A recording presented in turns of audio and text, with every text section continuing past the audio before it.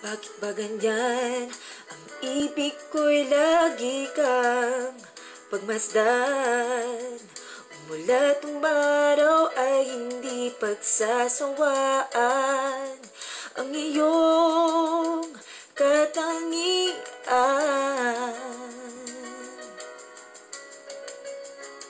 Damdamin ko'y ibang-iba kapag kapiling ka, sinta. Ewan ko, bakit ba ganyan? Damdamin ay di maintindihan. Kailangan na